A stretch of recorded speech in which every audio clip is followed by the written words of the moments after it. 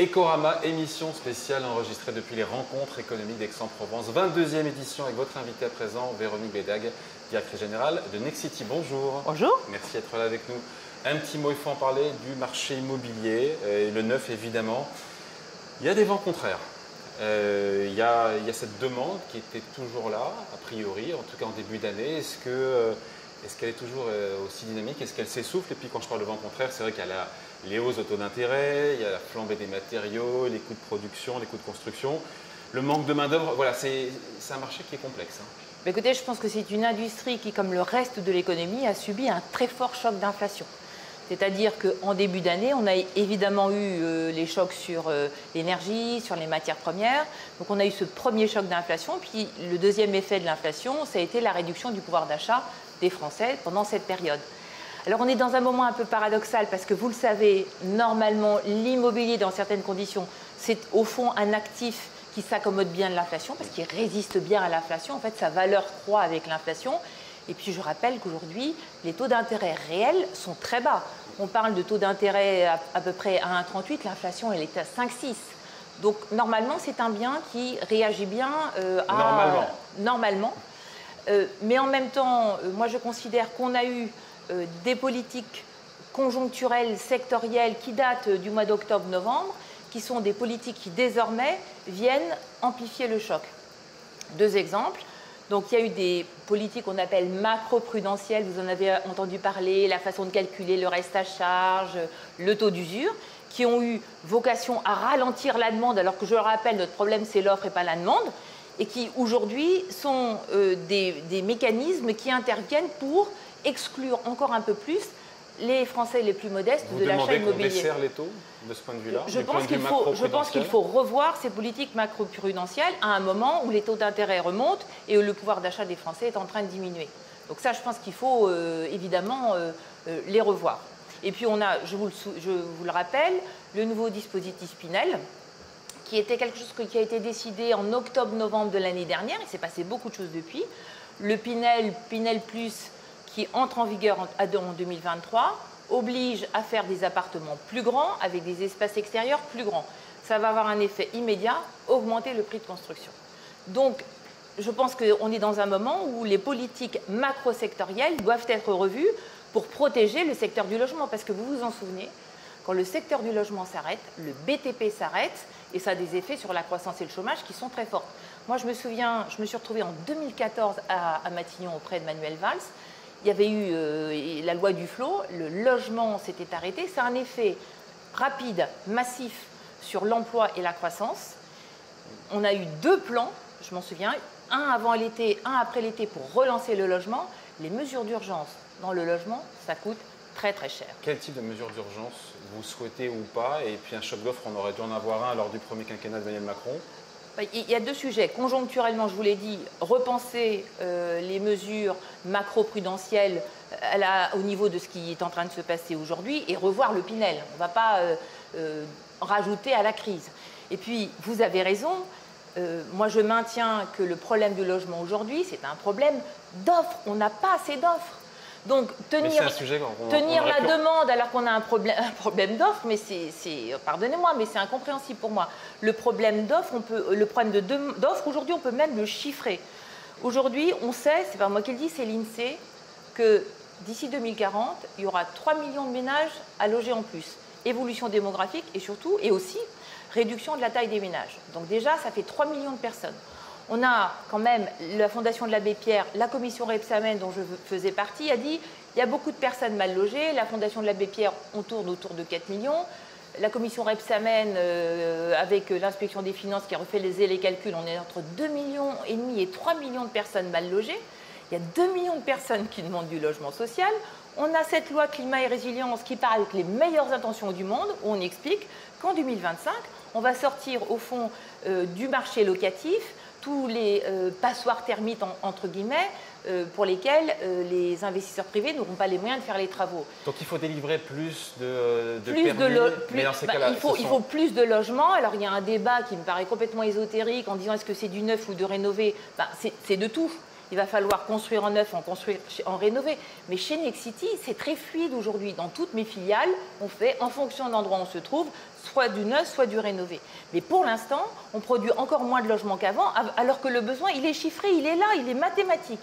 Et moi, je ne crois pas à la main invisible dans les 20 ans qui viennent qui vont faire que magiquement, nos enfants auront un logement quand ils en auront besoin. C'est quand même terrible. Sur la flambée, encore une fois, des matériaux, des coûts de construction, on manque de tout. Je regardais carrelage, tuiles, métaux, bois, PVC, verre, plâtre, ciment, colle, pardon, je vais m'arrêter là, mais ça flambe pour des bonnes raisons. Est-ce que certains en profitent?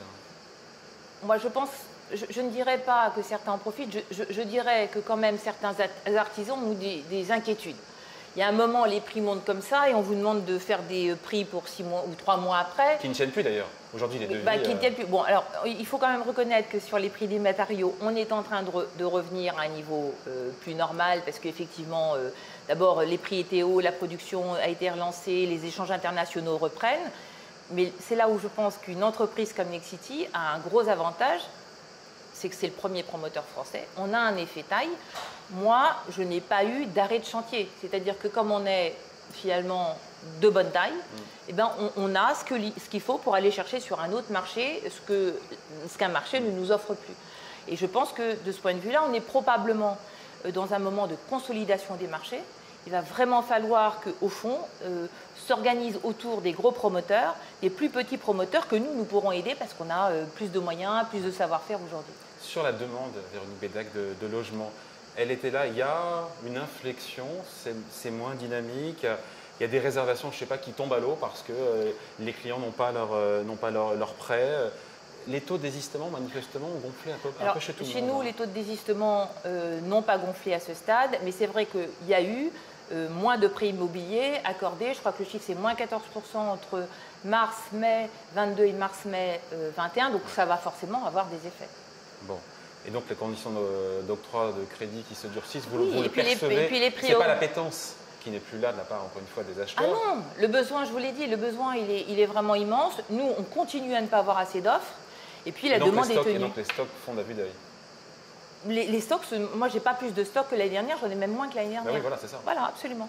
Et c'est compliqué de lancer des nouveaux chantiers pour toutes les raisons. Oui, enfin, c'est compliqué, ça devient un tout petit peu plus simple, mais c'est vrai qu'il y a eu un effet de ralentissement en début d'année, parce que nous, on est des promoteurs, hein, c'est-à-dire qu'on doit gagner notre vie. Moi, je dois rémunérer mes salariés, je dois rémunérer mes actionnaires, mes banquiers, donc je ne peux pas produire à perte.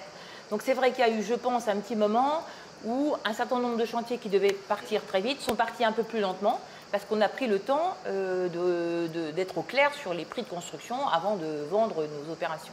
Et pour l'acheteur final, je me demandais, cette flambée du coût de la construction, ça fait grimper la note de combien? Écoutez, il faut vous souvenir, donc là, le coût de construction en 18 mois a augmenté d'à peu près 10%. Ah ouais, quand même. Voilà. Mais il faut vous souvenir aussi qu'aujourd'hui, ce qui pèse beaucoup dans le prix de l'immobilier, c'est le prix du foncier. Oui. Le prix du foncier a explosé. Dans les métropoles, c'est entre 30 et 50% du prix. En revanche, ce prix du foncier, nous, on les a achetés il y a 2 ou 3 ans. Donc, les prix des travaux n'impactent pas complètement les prix directement de la construction à 100%. Mais l'explosion du prix du foncier aujourd'hui va se traduire mécaniquement par des hausses dans les 18 oui, mais je me dis que peut-être dans le moment, il va falloir quand même que tout le monde soit plus raisonnable sur le prix du foncier. C'est peut-être une bonne nouvelle. C'est pas encore tout à fait vrai. Bah, tous ceux qui vendent du foncier, et voilà, parce qu'il y a un moment, on ne sortira plus. Le prix du foncier ne cesse d'augmenter depuis 20 ans. Et pèse combien déjà? J'ai plus de chiffres. Quand vous êtes dans une métropole, vous êtes entre 30 et 50% du prix. Ouais, donc c'est extrêmement fort. Donc effectivement, moi je me dis que c'est peut-être le moment aussi que le prix du foncier se modère. Et comment on fait pour modérer le prix du foncier? Ça va dépendre de l'offre et de la demande, de la capacité aussi aujourd'hui des promoteurs. Vous savez qu'on achète quand même, comme on fait beaucoup de rénovations, un peu plus en cash qu'autrefois, on engage plus de fonds au fond. Et peut-être que tous les promoteurs ne pourront pas engager des fonds propres sur ces fonciers-là. Donc je pense que ça va effectivement avoir un effet sur le prix du foncier. C'est structurel, encore une fois, cette hausse des prix, cette spirale inflationniste dans la construction et dans le neuf. Elle est là pour durer. Vous évoquiez, Véronique Bédague, l'impact des nouvelles normes environnementales, la RE 2020. C'est moins la RE 2020 là pour moi que le Pinel. Je pense que c'est le Pinel de l'année prochaine là qui va faire pousser les prix. On est obligé de construire plus grand. Enfin, mécaniquement, c'est… Mécanique. Le logement neuf devient un bien rare. Vous savez qui a dit ça? Non. C'est vous. Ah, c'est moi qui ai dit ça. Je ne sais plus. Eh bien, c'est juste. Ben, vous l'avez pensé au moins. Ben, c'est juste. Mais c'est vrai. Je voulais une explication de texte là-dessus. Bah, c'est devenu un bien rare parce que ça n'est plus ouvert à tout le monde. Voilà, c'est un bien qui est cher, c'est un bien qui est rare dans les métropoles où quand même une bonne partie des jeunes générations ont envie de vivre. Donc voilà, ça n'est plus accessible, là dans le moment, je pense qu'on peut le dire très tranquillement, ça n'est plus accessible aux gens les plus modestes et surtout, ça n'est plus accessible aux jeunes. On est en train d'expliquer aux jeunes générations qu'ils ne vont pas pouvoir acheter. Mais disons-le, on s'en occupe pas, vous ne pourrez pas acheter.